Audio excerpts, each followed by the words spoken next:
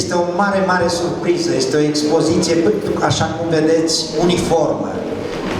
Este expoziția cuiva care a început cu meseria de tâmplar, dar pe urmă a împărtășit această idee de a picta.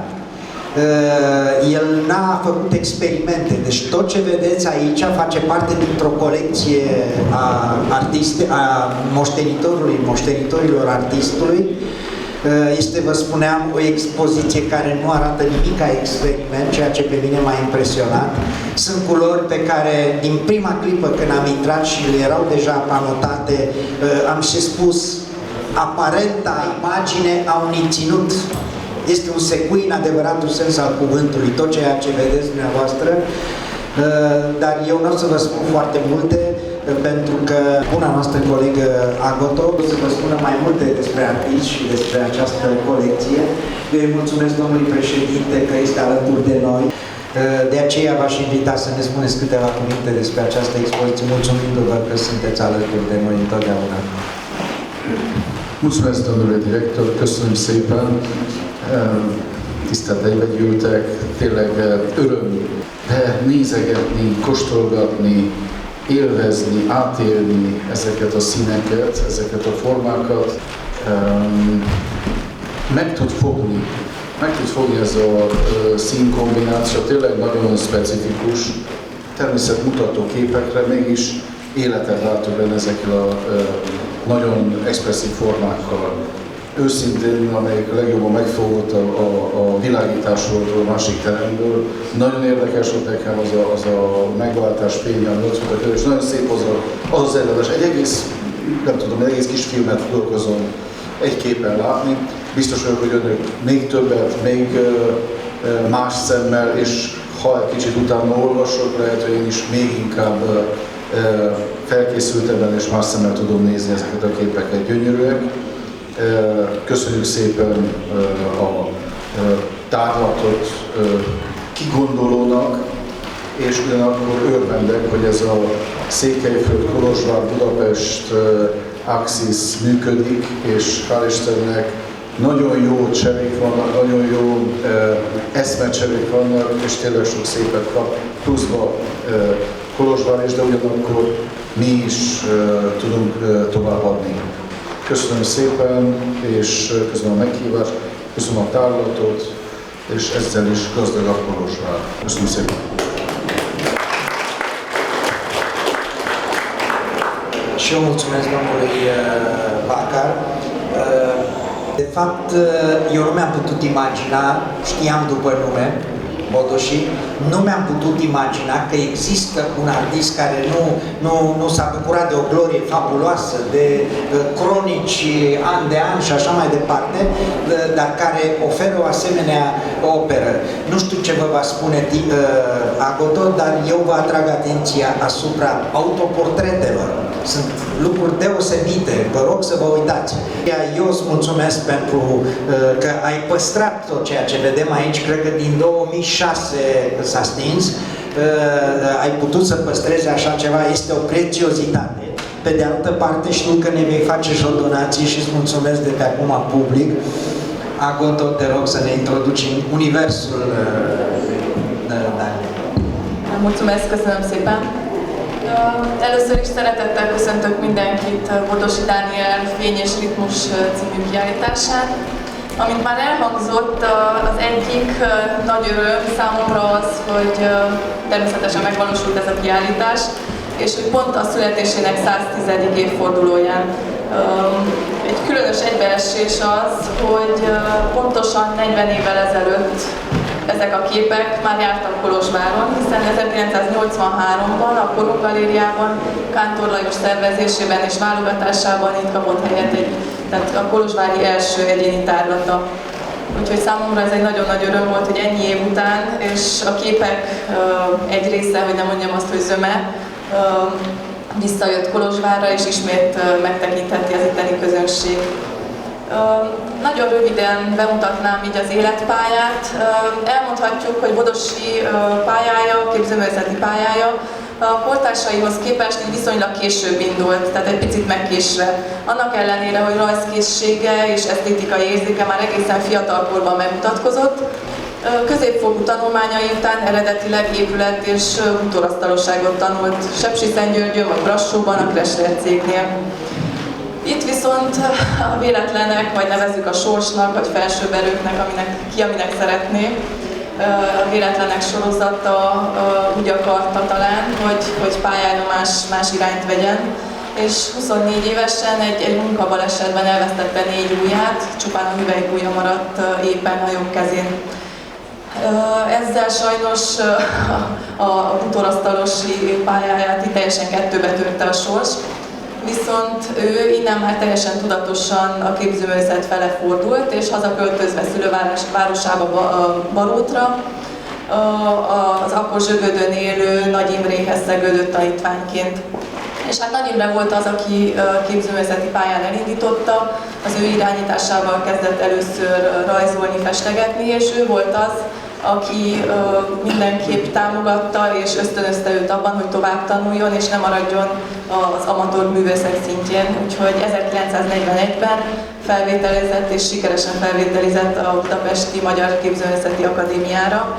Itt meg is említi egyik írásában, hogy hát több mint 100 jelentkező közül nagyon meglepődötten értesült arról, hogy pozitívan ítélték a felvételi vizsgáját, és felvették őt a képzőművészeti iskolába, a Rudnai osztályába.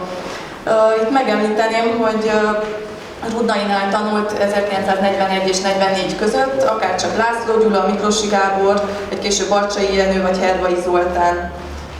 Sajnos 1944-ben kénytelen abba hagyni művészeti tanulmányait, és visszaköltözik ismét szülővárosába, Barótra.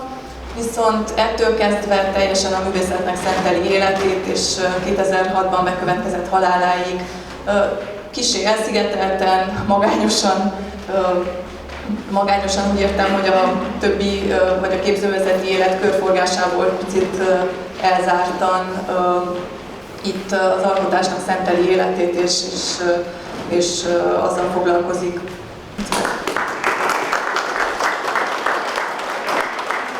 Să-i dau cuvântul fiicei pictorului, cea care este păstrătoarea acestei comori, pentru că este o comoară și este extrem de important ce vei face cu ea, cum o vei păstra. Mă bucur că ai reușit 79 de piese, bănuiesc că ai mai multe acasă, dar 79 de piese aici e ceva. Eu îți mulțumesc pentru tot efortul tău și să știi că bucuria este mai mare a noastră decât a ta, cred că. Hát ez egy nagy öröm a család számára, és ez alkalommal szeretnék köszönetet mondani a Szépművészeti Múzeumnak, személy szerint az igazgató úrnak, Luciano Kovácsnak, és Portik Dénes Jágitának is, hogy felvállalta a kurátori szerepet, és tényleg egy ilyen, mondjam azt, hogy egy ilyen komoly szakmaisággal méltatta a Bodosi Dániel művészetét. Ugyanakkor köszönetet mondok a Kolozs megyei tanács alelnök urának, hogy megtisztelt a jelenlétével, a múzeum minden alkalmazottának, akik direkt vagy indirekt módon segítségükre voltak és vannak a mai eseménynek a megszervezésében. És hát nem utolsó sorban hálás köszönet minden jelenlévőnek, akik ma időt szakítottak és eljöttek a megnyitóra.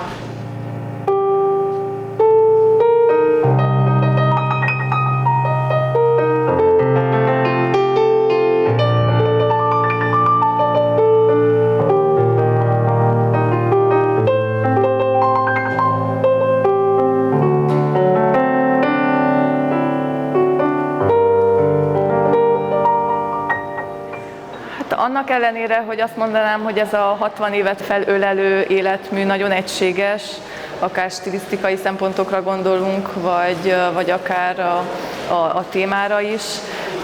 Nyilván egy nagyon nagy anyaggal volt dolgom, és ilyen szempontból azért nehézséget jelentett ez, hogy egy olyan térrel állunk szemben, ami tehát hogy egy tagolt térrel állunk szemben, és itt ide, hogy itt hogy tudjuk érvényesíteni ezt az anyagot, hogy minél többet megmutassunk, viszont legyen az egésznek egy mondani valója, legyen az egésznek egy koncepciója. Az ötlet már akkor megszületett, amikor még a családnál jártam, és ott a műteremben nézegettük a képeket. Úgy éreztem, hogy a Bodosi Dániel művészetében nagyon fontos és kiemelkedő szerepet kap maga az erdővidéki táj. Tehát számomra ez volt az, ami elindította ennek az egész kiállításnak a gondolatát.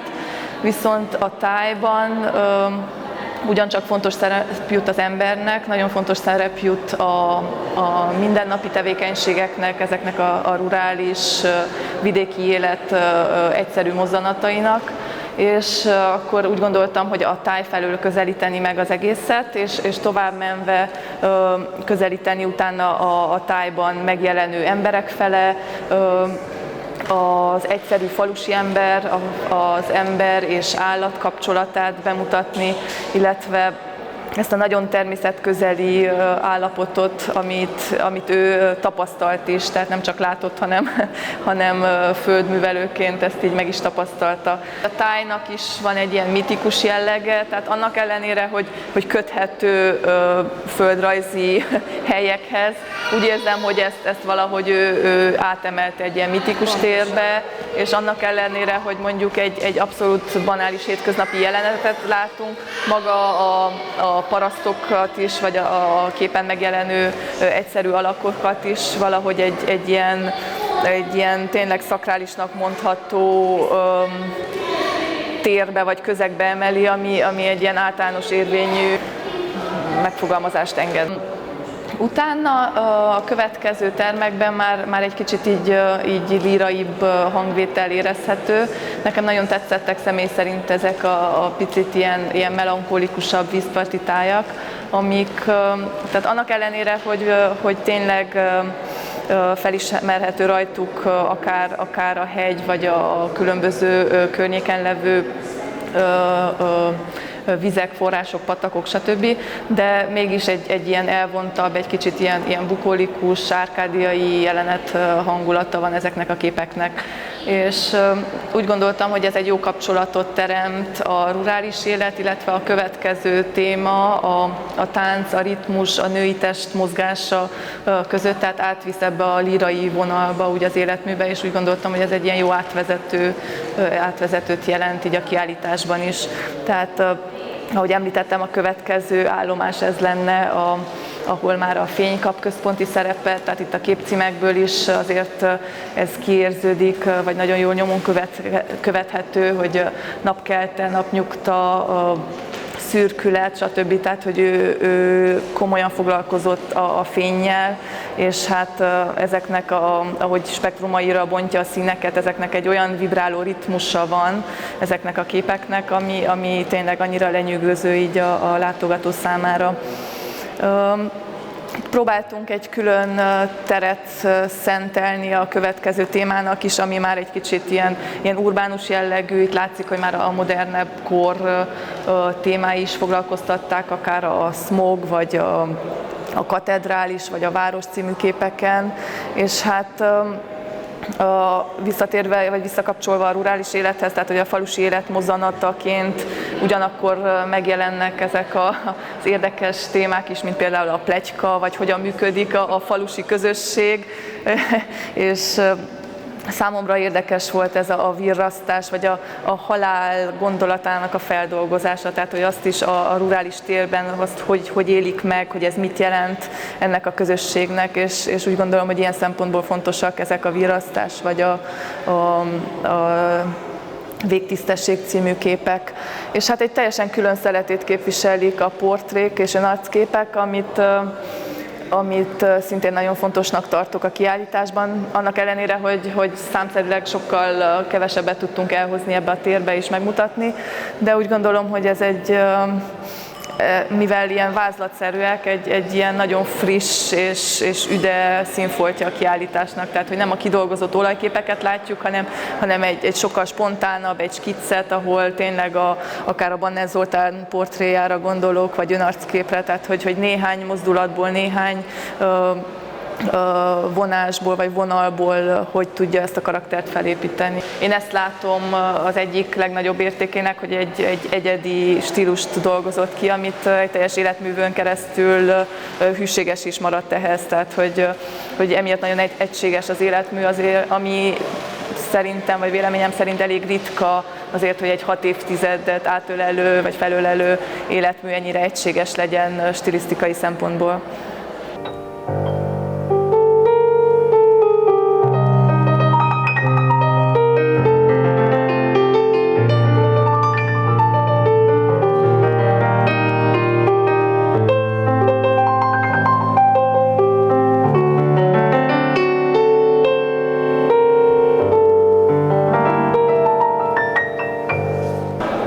Nyilván ez egy nagy határkő az apám művészetének és hagyományának, művészeti hagyományának az ápolásában.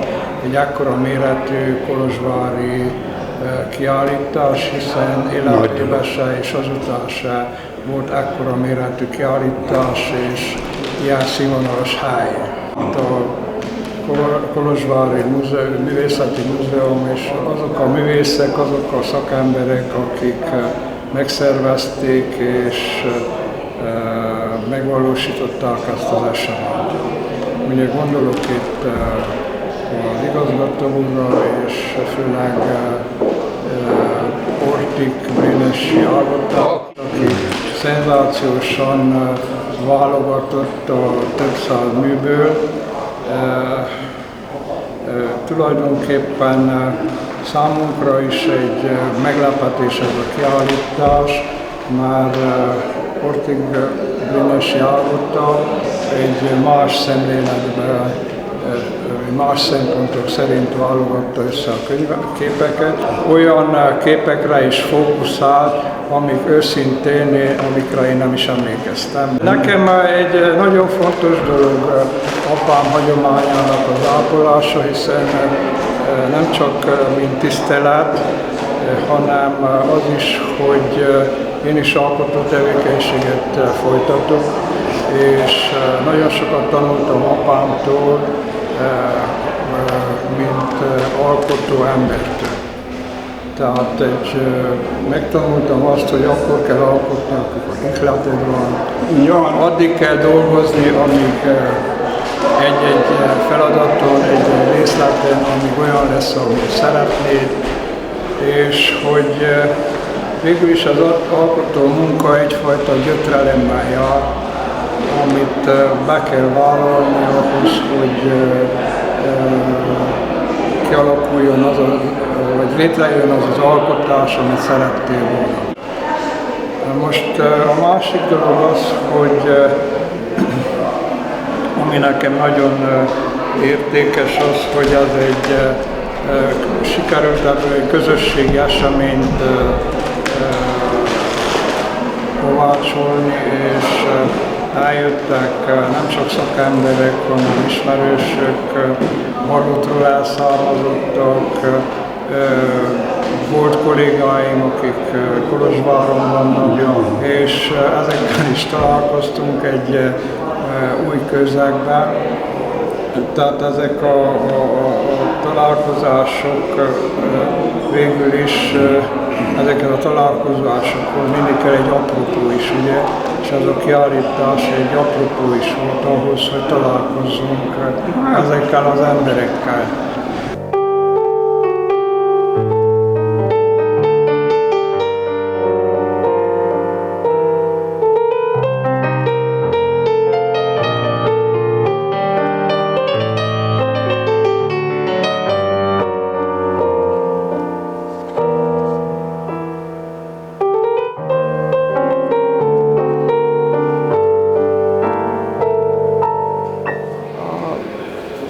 Minek utána elhoztuk a munkát, akkor ők is meglepődtek, hogy milyen gyönyörű, egységes hagyaték van a tulajdonunkban. De hát ez tulajdonképpen én szerintem annak is tulajdonítható, hogy ez a páratlan értékű hagyaték a család tulajdonában van, hogy édesapám, ő mindig egy ilyen, ő nem eladásra festett, ő nem megrendelésre festett.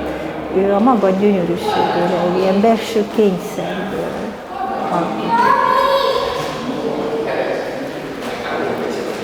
És ő ezért úgy nem is volt sok egyéni tárlata szám szerint életében, tehát ő úgy mindig úgy gondolta talán, hogy nincsen eléggé felkészülve arra, hogy megmutassa a nagyvilágnak, vagy zavarta volna, hogy fogadja az ő világát. Igen, érdekes ez a dolog.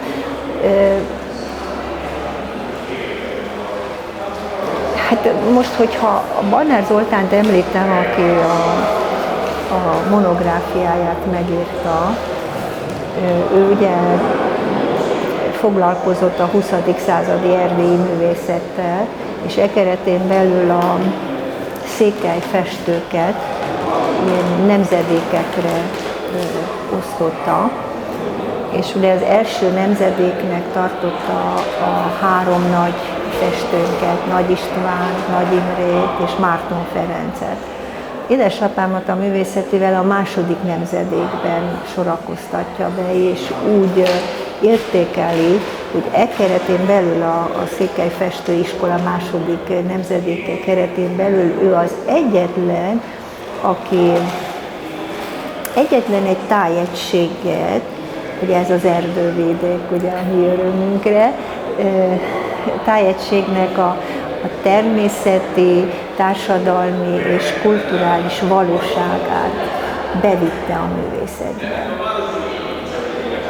Tehát nála ez annyira egységesen látszik, és ugye hát hallottuk az igazgató úr, aki most látta először ugye a szépművészeten, ez a Luciano Stase Kovács, és ezt említi, hogy ő most járt Székelyföldön, és hogy ő valóban hogy meglátta a kiállítási anyagot, akkor újraérte, hogy a színeiben, meg a hangulatában azt, amit ott látott, amikor most ugye járt a vidékünkön. És ő ragaszkodott is ahhoz, hisz ő egy ízig-vérig székely ember volt, na így igaz, és ő ragaszkodott ahhoz, hogy az ő valóságát, az ő világát, amiben ő élt, és az ő környezetét hagyja hátra az utókornak a művészetében. És hát ezt látjuk ma is. De ettől eltekintve mondjuk nem csak ezek, hisz hogyha ezt a termet nézzük, ugye azért foglalkozik filozófikus témákkal, és ilyen, hogy mondjam, az emberiséget mindenképpen foglalkoztató témák is bekerülnek a munkái közé.